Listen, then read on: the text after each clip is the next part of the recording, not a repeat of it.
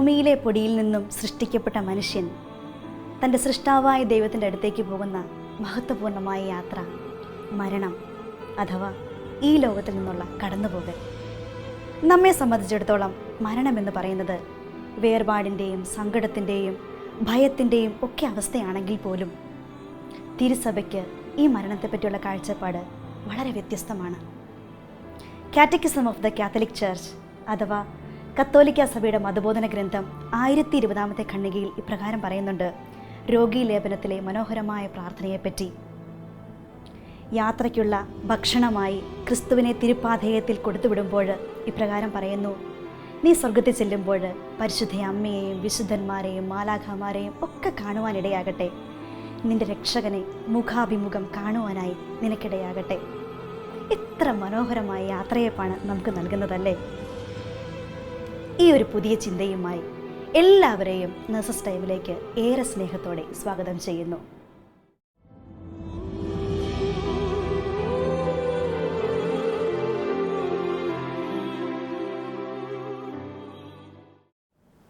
ഇനി നമ്മെപ്പോലുള്ള നഴ്സുമാരെ സംബന്ധിച്ചിടത്തോളം അന്ത്യനിമിഷങ്ങളിൽ ഓരോ ആത്മാവിനെയും ഒരുക്കുന്നതിന് വളരെ വലിയ പ്രാധാന്യമാണുള്ളത്.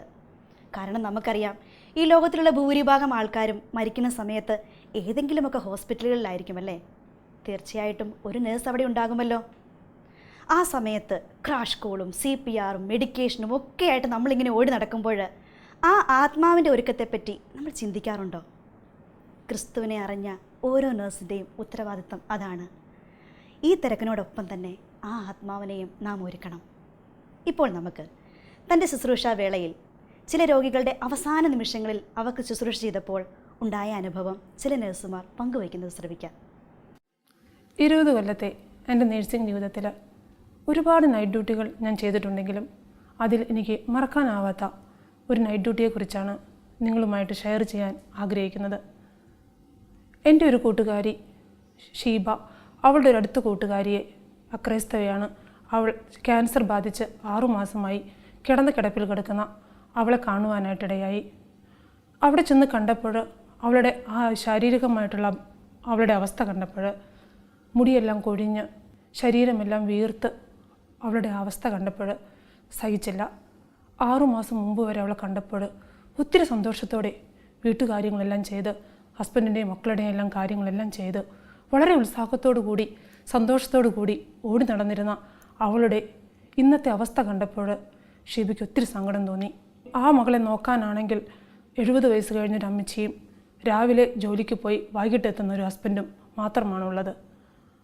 അവിടെ നിന്ന് ഇറങ്ങി അപ്പോൾ തന്നെ ഷീബ എന്നെ വിളിച്ചു, ബീന, ഇന്ന് നമുക്ക് ഈ മകളെ നോക്കാനായി അവരുടെ വീട്ടിൽ പോകാം. ഞാനന്ന് ഈവനിങ് ഡ്യൂട്ടി ആയിരുന്നു. ഈവനിങ് ഡ്യൂട്ടി കഴിഞ്ഞ് അന്ന് തന്നെ ഞാനും ഷീബയും കൂടെ അവളുടെ വീട്ടിൽ ചെന്നു. മുന്നറിയിപ്പ് കൂടാതെ അവളുടെ വീട്ടിലേക്ക് ഞങ്ങൾ കടന്നു ചെന്നപ്പോൾ ആ ഭർത്താവിനും ആ അമ്മച്ചിക്കും ഒത്തിരി സന്തോഷം തോന്നി. ഞങ്ങളവിടെ ചെന്നപ്പോൾ തന്നെ അവരോട് പറഞ്ഞു, ഇന്ന് രാത്രി ഈ മകളുടെ സകല ഉത്തരവാദിത്തങ്ങളും ഞങ്ങൾ ഏറ്റെടുത്തോളാം, അവളെ ഞങ്ങൾ ശുശ്രൂഷിച്ചോളാം, നിങ്ങൾ സമാധാനമായി ഉറങ്ങിക്കോളാൻ പറഞ്ഞു. ഞങ്ങൾ അവളുടെ അടുത്തോട്ട് ചെന്നു. അവളോട് ഞങ്ങൾ പറഞ്ഞു, ഇന്ന് രാത്രി നിന്നെ ശുശ്രൂഷിക്കുന്നത് ഞങ്ങളായിരിക്കുമെന്ന്. അവൾ ഞങ്ങളെ ഒന്ന് നോക്കിയതിന് ശേഷം അങ്ങനെ തന്നെ കിടന്നു. അതിനുശേഷം ഞങ്ങൾ അവൾക്ക് വേണ്ട കെയറെല്ലാം ചെയ്ത് അവൾക്ക് പെയിൻ പറയുന്ന സ്ഥലത്തെല്ലാം അവളെല്ലാം മസാജ് ചെയ്ത് ഞങ്ങൾ അവളുടെ ബെഡിനരികിൽ തന്നെ ഇരുന്നു. അതിനുശേഷം അവൾ ഉറക്കത്തിലേക്ക് വീണുപോയി എന്ന് മനസ്സിലായപ്പോൾ ഞങ്ങൾ ജപമാല ചൊല്ലുവാൻ ആരംഭിച്ചു. ജപമാല ചൊല്ലി ഒരു രഹസ്യം കഴിഞ്ഞപ്പോൾ തന്നെ അവൾ കണ്ണുകൾ തുറന്ന് ഞങ്ങളോട് ചോദിച്ചു, നിങ്ങൾ എന്ത് പ്രാർത്ഥനയാണ് ചൊല്ലിക്കൊണ്ടിരിക്കുന്നതെന്ന്. അപ്പോൾ ഞങ്ങൾ പറഞ്ഞു, ജപമാലയാണ്, മാതാവിനെക്കുറിച്ചും ഈശോയെക്കുറിച്ചും എല്ലാം ഞങ്ങൾ അവൾക്ക് പറഞ്ഞു കൊടുത്തു.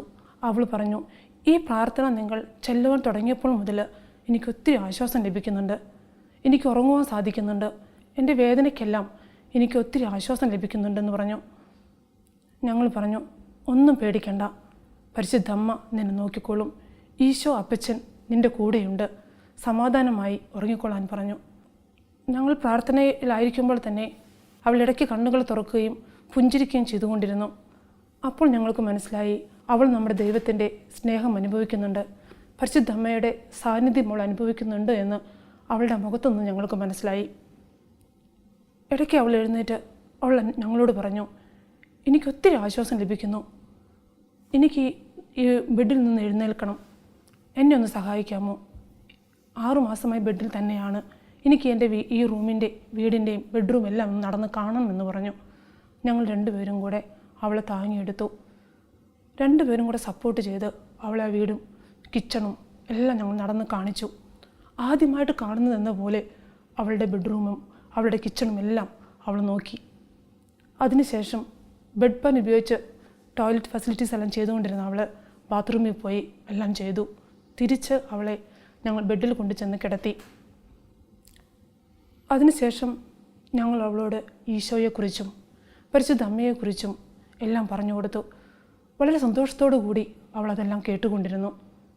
രാവിലെ അവൾ ഞങ്ങളോട് പറഞ്ഞു, നിങ്ങളാ പ്രാർത്ഥിച്ചിരുന്ന സമയത്തെല്ലാം എനിക്ക് പരിശുദ്ധ അമ്മയുടെ വലിയൊരു സാന്നിധ്യം എനിക്ക് അനുഭവപ്പെട്ടു. ഇത്രയും നാളും ഉറക്കഗുളികയില്ലാതെ ഉറങ്ങാൻ സാധിക്കാതിരുന്ന എനിക്ക് ഇന്ന് 4 മണിക്കൂറെങ്കിലും ഉറക്കഗുളികയില്ലാതെ ഉറങ്ങാൻ സാധിച്ചു. ഒത്തിരി സന്തോഷം തോന്നുന്നു. ജീവിതത്തോട് ഒത്തിരി പ്രതീക്ഷകളുണ്ട്, ജീവിതത്തെക്കുറിച്ച് ഒത്തിരി സ്വപ്നങ്ങളുണ്ട്. അത് ഞങ്ങൾ ഒത്തിരി നടുക്കി. അണയാൻ പോകുന്ന വിളക്കാണെങ്കിൽ പോലും മുന്നോട്ടുള്ള അവളുടെ ജീവിതത്തെ പ്രതീക്ഷകളെക്കുറിച്ച്, അവളുടെ ബുദ്ധിമാന്യമുള്ള കുഞ്ഞിനെക്കുറിച്ച്, അവളുടെ ഹസ്ബൻഡിനെക്കുറിച്ച് എല്ലാം അവൾക്ക് ഒത്തിരി ആവലാതികളുണ്ടായിരുന്നു, ഒത്തിരി പ്രതീക്ഷകളുണ്ടായിരുന്നു. മരണത്തിന് വേണ്ടി അവൾ ഒട്ടും ഒരുങ്ങിയിട്ടില്ല എന്ന് ഞങ്ങൾക്ക് മനസ്സിലായി. തിരിച്ച് ജീവിതത്തിലേക്കുള്ള പ്രതീക്ഷകളാണ് അവളുടെ മനസ്സിൽ മുഴുവനും. അവളുടെ സ്വപ്നങ്ങളും പ്രതീക്ഷകളെല്ലാം കേട്ടപ്പോൾ ഞങ്ങൾക്ക് ഒത്തിരി സങ്കടം തോന്നി. ഞങ്ങൾ പ്രാർത്ഥിച്ചു, പരിശുദ്ധ അമ്മയുടെ മാധ്യസ്ഥത്തിന് വേണ്ടി ഒത്തിരി പ്രാർത്ഥിച്ചു. അമ്മേ, അവൾക്ക് ധൈര്യം നൽകണമെന്ന് പ്രാർത്ഥിച്ചു, അവളോട് കൂടി ആയിരിക്കണമെന്ന് പ്രാർത്ഥിച്ചു. ഞങ്ങൾ ആ വീട് വിട്ടിറങ്ങുമ്പോൾ അവളെ പൂർണ്ണമായിട്ടും നമ്മുടെ പരിശുദ്ധ അമ്മയെ ഏൽപ്പിച്ച് ഈശോയുടെ കരങ്ങളിൽ ഏൽപ്പിച്ചിട്ടാണ് ഞങ്ങൾ ഇറങ്ങിയത്. ഇറങ്ങുന്നതിന് മുമ്പ് തന്നെ ഞങ്ങളുടെ കയ്യിലുണ്ടായിരുന്ന ജപമാല, പരിശുദ്ധ അമ്മയുടെ ചിത്രം, അതുപോലെ തന്നെ വെഞ്ചരിച്ച എണ്ണ എല്ലാം അവളെ ഏൽപ്പിച്ചു. വേദനയുള്ള ഭാഗത്തെല്ലാം ഈ എണ്ണ പുരട്ടിയാൽ മതി എന്നുള്ള നിർദ്ദേശങ്ങളെല്ലാം കൊടുത്തു. അതുപോലെ തന്നെ ചെറിയ ചെറിയ സുഹൃത ജപങ്ങളെല്ലാം ഞങ്ങൾ പറഞ്ഞു കൊടുത്തു. സന്തോഷത്തോടുകൂടി ആ വീട്ടിൽ നിന്നിറങ്ങി. അന്ന് വൈകുന്നേരം അവൾക്ക് രോഗം ഒത്തിരി മൂർജിക്കുകയും അന്ന് തന്നെ ഹോസ്പിറ്റലിൽ അഡ്മിറ്റ് ആക്കുകയും ചെയ്തു. പിറ്റേ ദിവസം വെളുപ്പിന് 5 മണിക്ക് ഈ ലോകവാസം വിട്ട് സ്വർഗീയ പിതാവിൻ്റെ ഭവനത്തിലേക്ക് അവൾ യാത്രയായി എന്നുള്ള വാർത്ത ഞങ്ങൾ കേട്ടു. ആ വാർത്ത കേട്ടപ്പോൾ ഞങ്ങൾ ചിന്തിക്കുകയായിരുന്നു, ഇത്രയും നാൾ അവൾ കാത്തിരുന്നത് എന്തിനു വേണ്ടിയായിരുന്നു? തീർച്ചയായും നമ്മളുടെ ഈശോയെക്കുറിച്ച് അറിയുവാനും പരിശുദ്ധ അമ്മയെക്കുറിച്ച് അറിയുവാനും പരിശുദ്ധ അമ്മയുടെയും ഈശോയുടെയും ആ സ്നേഹവും വാത്സല്യവും അറിയുവാനും തന്നെയാണ്. അതിനുവേണ്ടി ഞങ്ങൾ ഉപകരണങ്ങളാക്കിയ ഈശോയ്ക്ക് 1000 നന്ദി.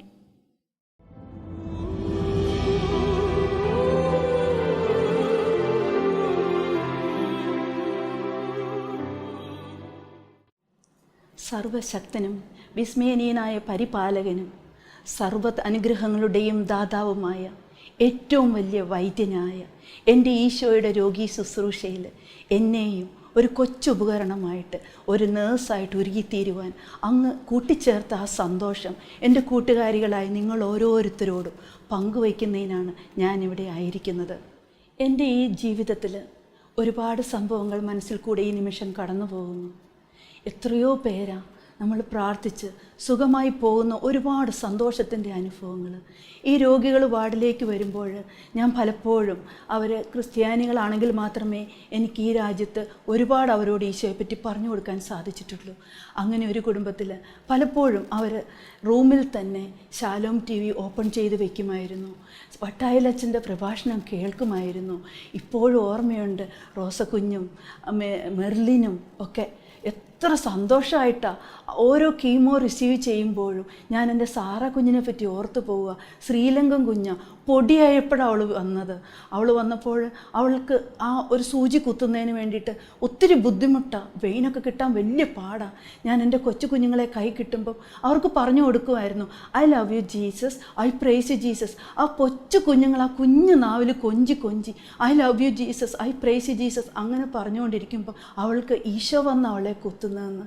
ആ കുഞ്ഞ് ഞങ്ങളുടെ നേഴ്സസ് മിനിസ്ട്രിയിൽ എത്രയോ പ്രാവശ്യം വന്ന് ആ കുടുംബമായിട്ട് അവർ സാക്ഷ്യം പറഞ്ഞിട്ടുണ്ട്. ആ മോൾ ഇപ്പോൾ ആദ്യ കുർബാനയും കൈക്കൊണ്ട് എത്ര സന്തോഷമായിട്ടായിരിക്കുന്നതെന്ന് അറിയുമോ? ഞാനൊരു ജോജൻ എന്ന് പറഞ്ഞ കുഞ്ഞിനെ ഓർത്തു പോവുകയാണ്. അവൻ വന്ന സമയത്ത് കുടുംബാംഗങ്ങളൊക്കെ സങ്കടമായിരുന്നു, അവനും സങ്കടമായിരുന്നു. എനിക്കെന്നാ സ്കൂളിൽ പോകാൻ പറ്റുന്നേ, എനിക്കെന്നാ പഠിച്ച് ഡോക്ടറാകാൻ പറ്റുന്നേ, ഇതൊക്കെയായിരുന്നു ആദ്യം അവൻ്റെ ചിന്ത. പതുക്കെ അവൻ്റെ നില വഷളാകുന്നു എന്ന് മനസ്സിലാക്കിയപ്പോൾ ഈശോയെപ്പറ്റി കൂടുതൽ പറഞ്ഞു കൊടുക്കാൻ ഞാൻ ശ്രമിച്ചു. അപ്പോഴൊക്കെ അവൻ പലപ്പോഴും അതിൽ നിന്നും വേണ്ട എന്നുള്ള ഒരവസ്ഥയിൽ നിന്നിരുന്നു. എന്തിനാ ഈശോ എനിക്ക് ഈ അവസ്ഥ തന്ന എന്നൊരു അവസ്ഥ അവനുണ്ടായിരുന്നു. പക്ഷേ ഞാൻ അവന് വേണ്ടി കൊന്തച്ചൊല്ലി പ്രാർത്ഥിക്കുമായിരുന്നു. എൻ്റെ നേഴ്സസ് മിനിസ്ട്രിയിലെ കൂട്ടുകാർക്കൊക്കെ മെസ്സേജ് അയച്ച് ഞങ്ങളൊക്കെ അവന് വേണ്ടി പ്രാർത്ഥിക്കുമായിരുന്നു. ഒരു ദിവസം ഞാൻ വാർഡിൽ ചെന്നപ്പം അവൻ്റെ മമ്മി എന്നോട് പറയുക, സിസ്റ്ററെ എനിക്കൊരു ബൈബിൾ കിട്ടുമോ? തീർച്ചയായിട്ടും ഇതിൽ പരം സന്തോഷം വേറെ എന്താ ഉള്ളത്. ബൈബിളും കൊടുത്തു, ഒരു കൊന്തയും കൊടുത്തു, കുഞ്ഞിനോട് പ്രാർത്ഥിക്കണമെന്ന് പറഞ്ഞു. അവൻ പറഞ്ഞു, ഞാൻ പ്രാർത്ഥിക്കാം, ഈശോ എന്നെ സുഖമാക്കുമായിരിക്കുമല്ലേ. മോനെ, ഈശോയോട് പ്രാർത്ഥിക്കണം, ഈശോയുടെ ഇഷ്ടം എന്താ അത് നടക്കട്ടെ, നമുക്ക് അങ്ങനെ പ്രാർത്ഥിക്കാം അല്ലേ കുട്ട? അങ്ങനെയൊക്കെ പറഞ്ഞ് അവനെ ആശ്വസിപ്പിക്കും. രാത്രിയിലൊക്കെ അവൻ്റെ അടുക്ക ചെന്നിരുന്ന് കൊച്ചു കഥയൊക്കെ പറഞ്ഞു കൊടുക്കും.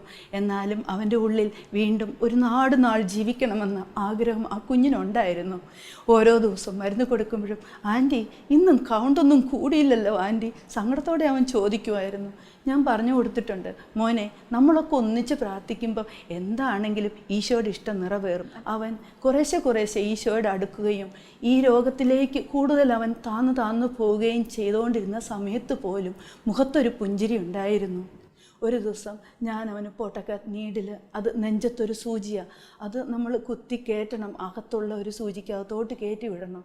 കുഞ്ഞുങ്ങൾക്ക് നൊമ്പരമുണ്ട്, പക്ഷേങ്കിൽ അവൻ പ്രാർത്ഥിച്ച് I love you Jesus, I praise you Jesus എന്നും പറഞ്ഞുകൊണ്ട് ആ സൂചി കയറ്റുന്ന സമയത്ത് അവൻ എൻ്റെ കയ്യെ പിടിച്ചു. ആൻറ്റി, ഈ സാധനം ഉണ്ടല്ലോ, ഈ സൂചി എൻ്റെ മാംസത്തിൽ കയറുമ്പോഴേ എന്തൊരു വേദനയെന്നറിയോ ആൻറ്റി? അതെയോ മോനെ?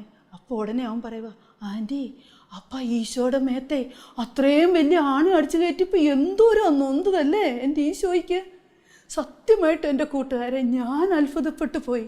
എനിക്കില്ലാത്ത വിശ്വാസം ആ കുഞ്ഞിന് എങ്ങനെ കിട്ടി?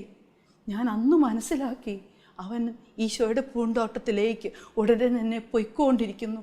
ഈ ലോക ജീവിതം അത്രയ്ക്കും നശ്വരമാണ്. അനശ്വരമായ സന്തോഷമായ ജീവിതത്തിലേക്ക് ഈശോ നമ്മളെ കടത്തിവിടുന്നു.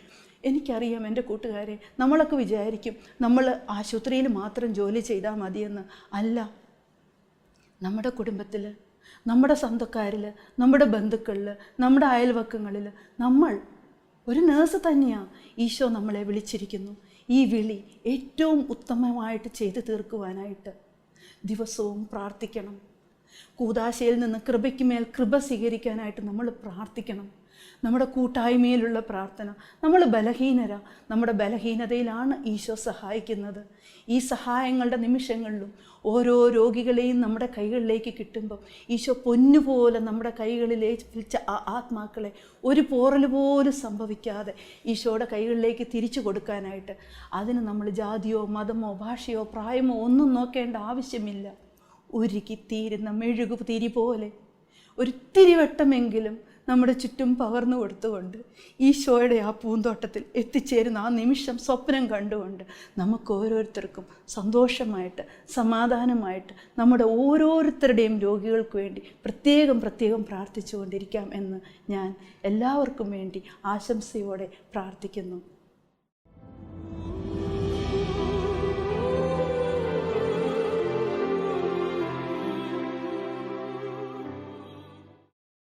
കണ്ടില്ലേ, എത്ര വിശ്വാസത്തോടും കരുതലോടും കൂടിയാണ് ഈ നേഴ്സുമാർ ആ ആത്മാവിനെ ശുശ്രൂഷിച്ചത്. അവരുടെ ഉത്തരവാദിത്തങ്ങളും ചെയ്തു, അതോടൊപ്പം തന്നെ ആ ആത്മാവിനെ പറ്റിയും അവർക്ക് കരുതലുണ്ടായിരുന്നു. കാരണം എന്താണ്? നമുക്കറിയാം, ചെറിയ വിലയൊന്നുമല്ല ഈശോ ഒരു ആത്മാവിന് നൽകിയിരിക്കുന്നത്. ഈ ലോകം മുഴുവൻ നേടിയാലും സ്വന്തം ആത്മാവിനെ നഷ്ടപ്പെടുത്തിയാൽ അവൻ എന്ത് പ്രയോജനം എന്നാണ് ഈശോ പറഞ്ഞിരിക്കുന്നത്. അതേ പ്രിയമുള്ളവരെ, ഇപ്പോൾ നമുക്ക് തിരുസഭയുടെ പഠനങ്ങളും വിശുദ്ധന്മാരുടെ ജീവിതാനുഭവങ്ങളും ഒക്കെ ഉദ്ധരിച്ചുകൊണ്ട് ഈ മരണത്തെയും നിത്യജീവനെയും പറ്റിയൊക്കെ ബഹുമാനപ്പെട്ട ജോയി മേനാച്ചേരി അച്ഛൻ നമ്മോട് സംസാരിക്കുന്നത് നമുക്ക് ശ്രവിക്കാം. ഈശോയിലേറ്റം സ്നേഹം നിറഞ്ഞ നേഴ്സസ് സഹോദരങ്ങളെ, നവംബർ 2-ാം തീയതി തിരുസഭ സകല മരിച്ച വിശ്വാസികൾക്ക് വേണ്ടി പ്രാർത്ഥിക്കുന്ന ദിവസമാണല്ലോ. നവംബർ 1-ാം തീയതി സകല വിശുദ്ധരുടെയും ഓർമ്മ ദിവസവുമാണ്. ഈ 2 ദിനങ്ങളും വളരെ പ്രധാനപ്പെട്ട ദിവസങ്ങളാണ് വിശ്വാസികളെ സംബന്ധിച്ചിടത്തോളം. കുഴിമാടങ്ങൾക്കപ്പുറത്തൊരു ജീവിതമുണ്ടെന്നും ആ ജീവിതത്തെ നിർണ്ണയിക്കുന്നതിൽ ഗണ്യമായ സ്വാധീനം ഇഹലോക ജീവിതത്തിനുണ്ടെന്നും നമ്മെ പഠിപ്പിക്കുന്ന പുണ്യദിനങ്ങളാണ് നവംബർ 1-ഉം നവംബർ 2-ഉം. ഏതാനും ദിവസങ്ങൾക്ക് മുമ്പ് ഒരു മരണ ശുശ്രൂഷയിൽ പങ്കെടുക്കേണ്ടി വന്നു. ഭർത്താവിന് നഷ്ടപ്പെട്ട ഭാര്യ അലമുറയിട്ട് കരയുണ്ട്. അവർ പല കാര്യങ്ങളും ഇങ്ങനെ ഇങ്ങനെ കരഞ്ഞ് പറയുന്നുണ്ട്. എൻ്റെ കൂട്ടത്തിൽ പറഞ്ഞു കേട്ടു, എനിക്കപ്പടി പേടിയാകുന്നേ എന്നാണ്. ഭർത്താവ് നഷ്ടപ്പെട്ടു, ഇനി അങ്ങനെ ജീവിക്കുമെന്നുള്ള പേടിയല്ല, മറിച്ച് മരണമെന്ന പ്രതിഭാസത്തോട് തന്നെയുള്ള പേടിയാണ്. മരണത്തെ ഭയത്തോടും വിറയലോടും കൂടിയാണ് ലോകം കാണുന്നതും സ്വീകരിക്കുന്നതും, മരണം സുനിശ്ചിതമാണെങ്കിൽ പോലും. എന്നാൽ മരണത്തെ സാഹോദര്യത്തിലും സ്നേഹത്തിലും സ്വീകരിക്കാൻ ലോകത്തെ പഠിപ്പിച്ച വിശുദ്ധൻ്റെ പേരാണ് അസീസിലെ വിശുദ്ധ ഫ്രാൻസിസ്. അദ്ദേഹം തൻ്റെ മരണസമയത്ത് പാടിയത് ഇങ്ങനെയാണ്: സോദരീ മരണമേ സ്വാഗതം, സ്വർഗത്തിൻ്റെ കവാടം എനിക്കായി തുറക്കുന്ന മൃത്യുവാം പെങ്ങളെ നിനക്ക് വന്ദനം, നിനക്ക് സ്വാഗതം. പാതുവായിലെ വിശുദ്ധ അന്തോണീസ് പറയുന്നത്, ഇതാ ഞാൻ എൻ്റെ ഈശോയെ കാണുന്നു, സ്വർഗം തുറന്നു, എന്തുമാത്രം മാലാഖമാരാ, എൻ്റെ പരിശുദ്ധ അമ്മയെ കാണാൻ എത്ര സുന്ദരിയാണ്. നമ്മുടെ അൽഫോൻസമ്മ പറയുന്നത്, ഇതാ എൻ്റെ ഈശോ വരുന്നു, സ്വർഗം കാണാൻ എന്ത് ഭംഗിയാണ്, എന്തൊരു ശേലാണെന്നാണ്. 2013 സെപ്റ്റംബർ 22-ാം തീയതിയാണ് എൻ്റെ അപ്പച്ചൻ മരിച്ചത്. അപ്പച്ചൻ മരിക്കുന്നതിന് മുമ്പ് പറഞ്ഞു എന്നാണ് പറയുന്നത്, അടുത്ത ഞായറാഴ്ച എൻ്റെ അമ്മ വരും, ഞാൻ പോവും. ശനിയാഴ്ച ഞാൻ അപ്പച്ചനെ കണ്ടൊക്കെ സംസാരിച്ചാണ്. ഒരിക്കലും വിചാരിച്ചില്ല അപ്പച്ചൻ പിറ്റേ ദിവസം ഞായറാഴ്ച മരിക്കുമെന്ന്. പക്ഷെ അപ്പച്ചൻ പറഞ്ഞതുപോലെ തന്നെ എൻ്റെ അമ്മ വരും, ഞാൻ പോവും. അപ്പച്ചൻ 22-ാം തീയതി ഞായറാഴ്ച മരിച്ചു.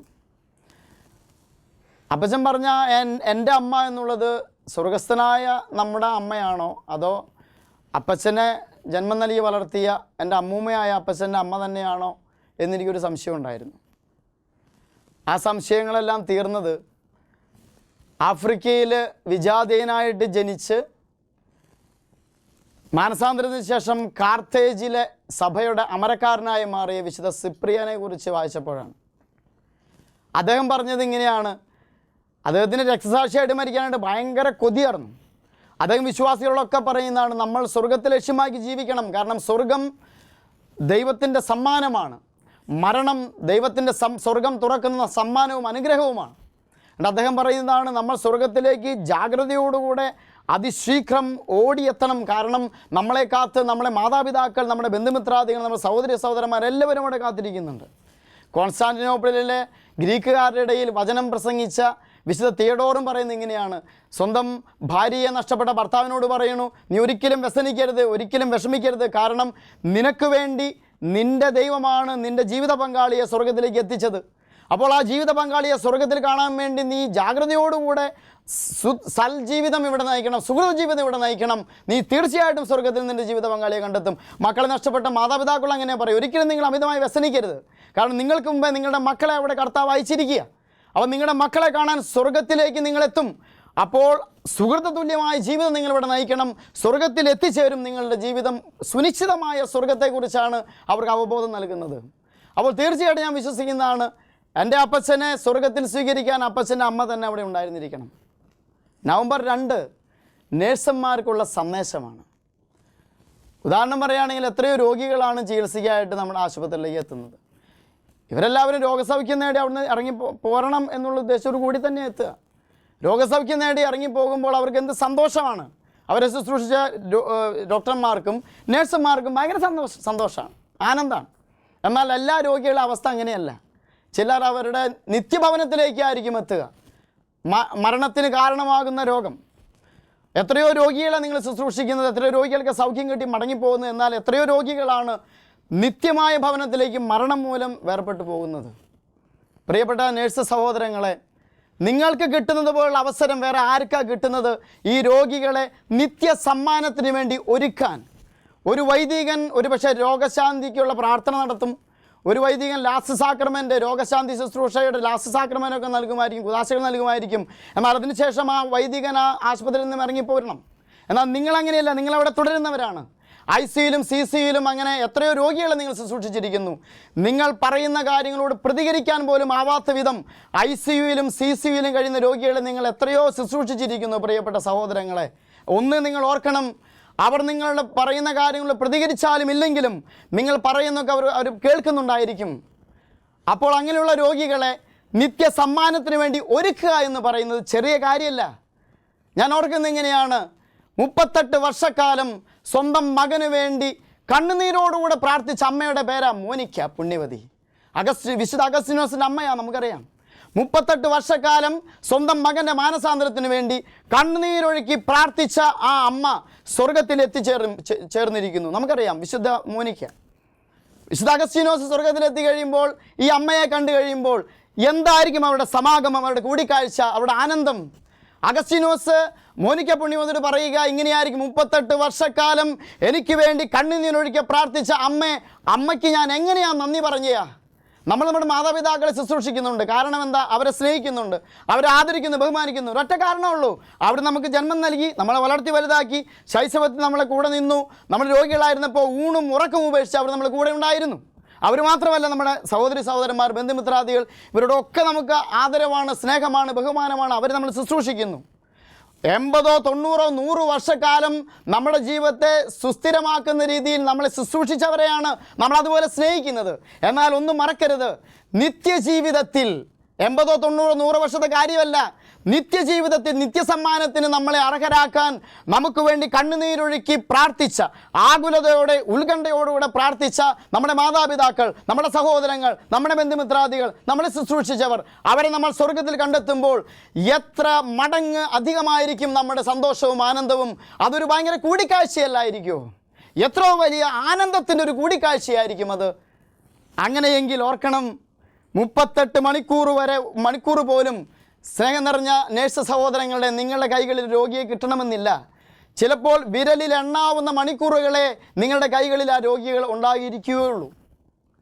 കാൽവരിയിൽ ഈശോയോടുകൂടെ സഹിച്ച 2 കള്ളന്മാരുടെ സംഭവങ്ങൾ ഓർക്കണം. നല്ല കള്ളൻ കർത്താവിനോട് കൂടെ ആയിരുന്നതും കർത്താവ് നല്ല കള്ളനോട് കൂടെ ആയിരുന്ന മണിക്കൂറുകൾ വിരലിൽ എണ്ണാവുന്നത് അത്രയേ ഉള്ളൂ. പക്ഷെ അത്രയും മണിക്കൂർ കൊണ്ട് ആ നല്ല കള്ളൻ സ്വർഗം കരസ്ഥമാക്കി എന്നുള്ളത് നമ്മൾ ഒരിക്കലും മറന്നുകൂടാ. അപ്പോൾ 38 മണിക്കൂർ ഒരുപക്ഷെ നിങ്ങളുടെ കയ്യിൽ രോഗികളെ കിട്ടണമെന്നില്ല. വിരലിൽ എണ്ണാവുന്ന മണിക്കൂറുകളെ നിങ്ങളുടെ കൈകളിൽ രോഗികൾ ഉണ്ടായിരിക്കുകയുള്ളൂ. എന്നാൽ ഈ രോഗികളെ നമ്മൾ നിത്യസമ്മാനത്തിന് അർഹമാക്കുന്ന വിധം അവരനുതാപത്തിലേക്കും സ്നേഹത്തിലേക്കും അവരെ സാന്ത്വനത്തിലേക്കും സ്വർഗീയ സമ്മാനത്തിലേക്കും അവരെ ഒരുക്കിവിടാൻ നിങ്ങൾക്ക് സാധിച്ചാൽ നിങ്ങളെയും കാത്ത് സ്വർഗത്തിൽ ഈ രോഗികളുണ്ടായിരിക്കും. മരണം മൂലം വേർപെട്ടു പോയ നിങ്ങൾ ശുശ്രൂഷിച്ച ഈ രോഗികൾ എത്ര മടങ്ങായിരിക്കും? ജാതി, മത, വർണ്ണ, വർഗ വ്യത്യാസമില്ലാതെ, പേര് പോലും ഒരുപക്ഷെ നിങ്ങൾക്ക് ഓർത്തിരിക്കാൻ സാധിക്കാത്ത അത്രയും രോഗികളെ നിങ്ങൾ ശുശ്രൂഷിച്ചിട്ടുണ്ട്. അവരൊക്കെ സ്വർഗത്തിൽ നിങ്ങളെ കാത്തിരിക്കുകയായിരിക്കും. നിങ്ങളെ അവർ സ്വർഗത്തിൽ കണ്ടെത്തുമ്പോൾ നിങ്ങളോട് എന്തായിരിക്കും അവർ പറയുക? ഞങ്ങളെ നിത്യജീവിതത്തിലേക്ക്, ഞങ്ങളുടെ ആത്മാവിനെ സൂക്ഷിക്കാൻ തക്ക വിധം ഞങ്ങളെ ശുശ്രൂഷിച്ച നിങ്ങളുടെ പൊൻകരങ്ങൾ പുണ്യപ്പെട്ടതായിരിക്കട്ടെ, നിങ്ങളുടെ തലമുറകൾ അനുഗ്രഹിക്കപ്പെടട്ടെ, നിങ്ങളുടെ കുടുംബം അനുഗ്രഹിക്കപ്പെടട്ടെ എന്നല്ലേ അവർ പറയുക. ഇതിനേക്കാൾ വലിയ പാരിതോഷികം നേഴ്സന്മാരെ നിങ്ങൾക്ക് എവിടെ നിന്ന് കിട്ടും? അതുകൊണ്ടാണ് ഞാൻ പറഞ്ഞ നവംബർ 2 നിങ്ങൾക്കുള്ള സന്ദേശമാണ്. എല്ലാ രോഗികളെയും മരണഭയം കൂടാതെ നിത്യസമ്മാനത്തിന് ഒരുക്കുക എന്നുള്ള വലിയ ശുശ്രൂഷ ഒരു വൈദികന് ചെയ്യാൻ സാധിക്കുന്നതിനേക്കാൾ അപ്പുറത്തുള്ള വലിയ ശുശ്രൂഷയാണ് ദൈവം നിങ്ങളെ ഭരമേൽപ്പിച്ചിരിക്കുന്നത്. എല്ലാ നേഴ്സ് സഹോദരി സഹോദരന്മാർക്കും സ്നേഹം നിറഞ്ഞ ആശംസകൾ, പ്രാർത്ഥനാ നിർഭരമായ ആശംസകൾ. നിങ്ങൾക്ക് എല്ലാ രോഗികളെയും നിത്യസമ്മാനത്തിന് അർഹരാക്കാൻ തക്കവിധം ശുശ്രൂഷിക്കാൻ സാധിക്കട്ടെ എന്ന് പ്രാർത്ഥിക്കുന്നു. നന്ദി. ജോയിയച്ചൻ എത്ര മനോഹരമായിട്ടാണല്ലേ കത്തോലിക്ക സഭയുടെ പഠനങ്ങളും വിശുദ്ധന്മാരുടെ ജീവിതാനുഭവങ്ങളും ഒക്കെ ഉദ്ധരിച്ചുകൊണ്ട് മരണത്തെപ്പറ്റിയും നിത്യജീവനെപ്പറ്റിയും ഒക്കെ നമുക്ക് പറഞ്ഞു തന്നത്. ഇപ്പോൾ മനസ്സിലായില്ലേ പൗലോസ്ലീഹ എന്തുകൊണ്ടാണ് എനിക്ക് ജീവിതം ക്രിസ്തുവും മരണം നേട്ടവുമാണെന്ന് പറഞ്ഞതെന്ന്. നമ്മെപ്പോലുള്ള നഴ്സുമാർ ഇനി എപ്പോഴെങ്കിലും ഒരു രോഗിയുടെ അന്ത്യനിമിഷങ്ങളിൽ അവരെ ശുശ്രൂഷിക്കാൻ അവസരം കിട്ടുമ്പോൾ ഈ ആത്മാവിനെ ഒരുക്കുന്ന കാര്യം നമുക്ക് മറക്കാതിരിക്കാം. അതിനായി ലോകമെമ്പാടുമുള്ള എല്ലാ നഴ്സുമാരെയും അവരുടെ കുടുംബത്തെയും പരിശുദ്ധ അമ്മയുടെ വിമല ഹൃദയം വഴി ഈശോയ്ക്ക് സമർപ്പിച്ചുകൊണ്ട് നമുക്ക് പ്രാർത്ഥിക്കാം. ഓരോ നഴ്സും ഒരു വിശുദ്ധനായി വിശുദ്ധിയായി മാറട്ടെ. ദൈവമാതാവും ഞങ്ങളുടെ അമ്മയുമായ കന്യകാമറിയമേ, ഫാത്തിമാനാഥേ, എൻ്റെ കുടുംബത്തെയും തിരുസഭയെയും മാനവകുലത്തെയും ലോകമെമ്പാടുമുള്ള നേഴ്സുമാരെയും അങ്ങേ വിമല ഹൃദയത്തിന് പ്രതിഷ്ഠിക്കുന്നു. അങ്ങേ ശക്തിയുള്ള സംരക്ഷണത്തിൽ ഞങ്ങളെ കാത്തുകൊള്ളണമേ. ആത്മീയവും ശാരീരികവുമായ സകല അപകടങ്ങളിലും ക്ലേശങ്ങളിലും നിന്ന് ഞങ്ങളെ രക്ഷിച്ചു കൊള്ളണമേ. എല്ലാറ്റിലും ദൈവേഷ്ടം കണ്ടെത്തി നിറവേറ്റുവാനും യേശുവിൻ്റെ തിരുഹൃദയത്തിന് പ്രീതികരമായ വിധത്തിൽ ജീവിച്ച് സ്വർഗഭാഗ്യത്തിൽ എത്തിച്ചേരുവാനും കാരുണ്യനാഥേ, ഞങ്ങളുടെ സ്നേഹമുള്ള അമ്മേ, ഞങ്ങളെ സഹായിക്കണമേ. ആമേൻ.